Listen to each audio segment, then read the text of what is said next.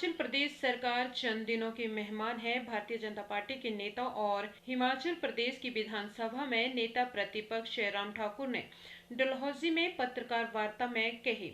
उन्होंने कांग्रेस की सरकार को चंद दिनों की मेहमान बताया। भारतीय जनता पार्टी प्रदेश की चारों लोकसभा सीटों में जीत हासिल करेगी और उसी के साथ ही जो हिमाचल की 6 विधानसभा की इलेक्शन होने हैं उनमें भी जीत दर्ज करके लोक विरोधी पार्टी कांग्रेस को सत्ता से बाहर करेगी। जयराम ठाकुर ने कहा कि प्रदेश में स्थिति बहुत ही नाजुक है। आज प्रदेश के लोग कांग्रेस की सरकार में खुद को सुरक्षित महसूस नहीं कर रहे हैं। पालमपुर में हुए युवती पर हमले में पुलिस ने आरोपी को तो गिरफ्तार कर लिया है, लेकिन घायल बेटे को वहीं मरने के लिए छोड़ दिया। पालमपुर प्रकरण पर नेता प्रतिपक्ष ने आरोप लगाया है कि प्रदेश में कानून व्यवस्था बहाल हो गई है। पालमपुर में युवती के ऊपर दिन दहाड़े तेज धार हथियार से हुए हमले की कड़ी निंदा करते हुए जयराम ठाकुर ने कहा कि इस घटना से देवभूमि शर्मसार हुई है। उन्होंने आरोप लगाया है कि प्रदेश में कानून व्यवस्था की धज्जियां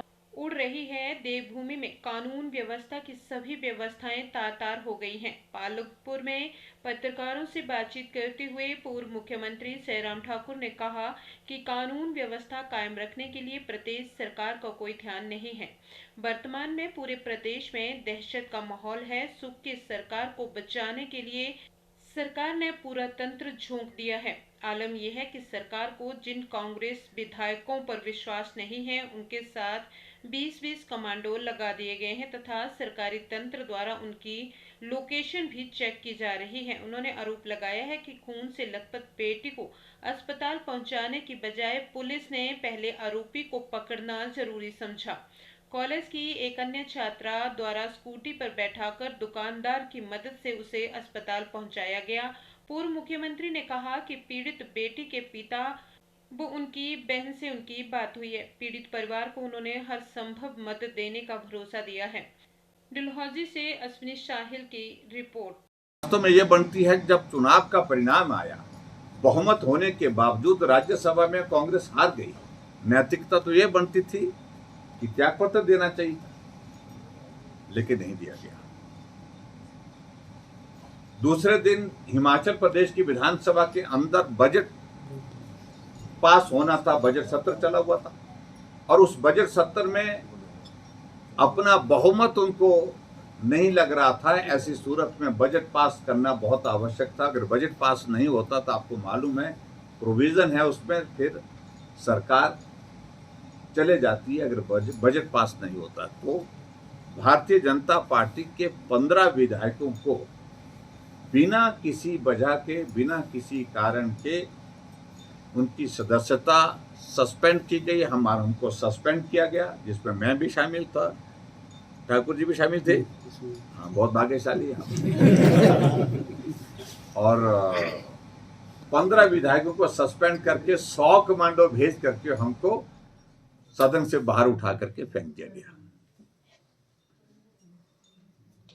और नैतिकता की ये दूसरा एक पैरामीटर है जहां बजट को पारित करने के लिए कांग्रेस पार्टी को, कांग्रेस की सरकार को भारतीय जनता पार्टी के, इनके विपक्ष के 15 विधायकों को सस्पेंड करना पड़ा, सदन से बाहर उठा करके फेंकना पड़ा। तो सत्ता में रहने का नैतिक अधिकार तो है ही नहीं, पहली बात। और आजकल के जो हालात हैं जिस प्रकार के, उन हालात के मुताबिक मैं कह सकता हूं कि सरकार नाम की कोई चीज है ही नहीं है हिमाचल प्रदेश में।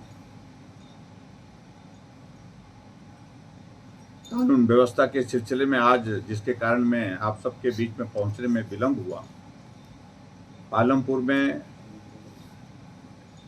एक बेटी जो पढ़ाई कर रही है, एमए की पढ़ाई कर रही है, बस स्टैंड पे वहां पर एक युवक तेज धारदार हथियार से उन पर हमला करते हैं। 10 से ज्यादा वार उन पर किए गए और उस बेटी को लहूलुहान कर दिया। जिंदगी और मौत के बीच में वो जूझ रही हैं इस वक्त पीजीआई चंडीगढ़ में। मेरी आज उनके पिता से बात हुई, उनकी कजिन सिस्टर से बात हुई, मैं उनके परिवार के सदस्यों को मिलने के लिए उनके घर भी गया था। और उससे कुछ दिन पहले वहीं पालमपुर के सुला विधानसभा क्षेत्र जो सात लगता इलाका है, वहाँ पर एक 50 वर्ष की एक महिला की हत्या हुई और उसका गला काट दिया गया। जो कटर होता है, पेपर कटर होता है, उससे काट करके उनको नाले में फेंक दिया गया। पिछले कल बद्दी में गोलीबारी हुई जिसमें 10 लोग घायल हुए पड़े। उनको जो उन्होंने सलाह दी है, सलाह देने के लिए धन्यवाद, लेकिन आपकी सलाह पर अमल नहीं होगा। भारतीय जनता पार्टी अपने पार्टी का प्रत्याशी कौन होगा वो निर्णय करने में सक्षम है। और मैं यही कहूँगा कि अगर ये हालात बने हैं तो कांग्रेस पार्टी के अंदर इस तरह के हालात हो सकते हैं, लेकिन भारतीय जनता पार्टी में इस तरह की किसी बात को लेकर के कोई चर्चा नहीं। और जहाँ नाराजगी की बात है, नाराजगी दूर हो गई है सबकी, सब लोग काम में जुट गए हैं। कोई भी आदमी ऐसा नहीं कि काम में नहीं जुटा है। सर, चंबा कांगड़ा की बात करें तो पिछली बार हाईएस्ट मार्जिन रहा, तो इस बार भी उम्मीद ऐसी लगाई जा सकती है कि मैं उम्मीद करता हूं इस बात को लेकर के कि आदरणीय मोदी जी के पिछड़ा चंबा का जो ये शब्द पिछड़ा चंबा है, इसको कब तक हटा दिया जाएगा? देखिए, एक बात को हमको व्यवहारिक तौर पर सोचना है। इस देश में बहुत लंबे समय तक कांग्रेस पार्टी सत्ता में रही और इस प्रदेश में भी बहुत लंबे समय तक कांग्रेस पार्टी सत्ता में रही। भारतीय जनता पार्टी की कंपैरिजन में, तुलना में कांग्रेस लंबे समय तक सत्ता में रही। आज अगर हिमाचल प्रदेश में कुछ एक इलाके, कुछ एक जिले, कुछ एक विधानसभा क्षेत्र अगर पिछड़े हुए हैं, जहां अभी भी काम करने की ज़्यादा आवश्यकता महसूस होती है, तो उसकी वजह सिर्फ यही है कि जो ज़्यादा लंबे समय तक सत्ता में रहे हैं वो दोषी है। और भारतीय जनता पार्टी ने चिन्हित किया, ईयर मार्क किया है ऐसे स्थानों को, और इसलिए एक जिला हिमाचल प्रदेश का एस्पिरेशनल डिस्ट्रिक्ट के नाते चुना गया और चंबा जिला चुना गया, क्योंकि यहाँ अभी तक और ज़्यादा काम करने की आवश्यकता है। और उस दृष्टि से केंद्र सरकार विशेष योजना के साथ काम कर रही है और प्रदेश सरकार ने भी उस तरह से हमने काम करने की कोशिश की है।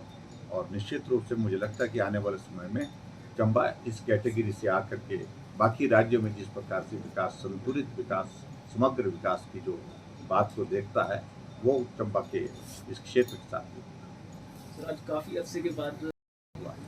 उसके बारे में क्या कहते हैं, कानून व्यवस्था का विषय नहीं है। वहाँ पर जेसीबी जो है, जो ये खनन माफिया वाले आपस में इस प्रकार लड़ जाते हैं, जहाँ जेसीबी के जो ऑपरेटर था उस पर गोलियां चलाई गई। तो एक नहीं अनेकों घटनाएं। शिमला के माल रोड पर एक रेस्टोरेंट में बम की तरह एक ब्लास्ट हो जाता है और पुलिस कहती है ये गैस का सिलेंडर जो है फटने की वजह से हुआ। सिलेंडर आज तक नहीं मिला फटा हुआ। और जो रिपोर्ट आई उसके बाद, रिपोर्ट जो आई और रिपोर्ट के मुताबिक वो विस्फोट गैस का विस्फोट नहीं है। उस मामले को हशफ किया गया है और उसमें ये पाया गया है कि RDX की मात्रा उसमें पाई गई। लेकिन वो सारी चीज़ को लेकर के आदमी की जिंदगी चले गई। और शिमला के माल रोड पर हुआ, ये शिव मंदिर के सामने हुआ है और सावन के महीने में हुआ है। तो ऐसी चीज़ों को लेकर के बहुत सारे उदाहरण हमारे पास है। लेकिन मुख्यमंत्री जी जिम्मेवारियों से अपने आप को मुक्त करना चाहते हैं, लेकिन मुक्ति नहीं हो सकती इस प्रकार से झूठ बोल।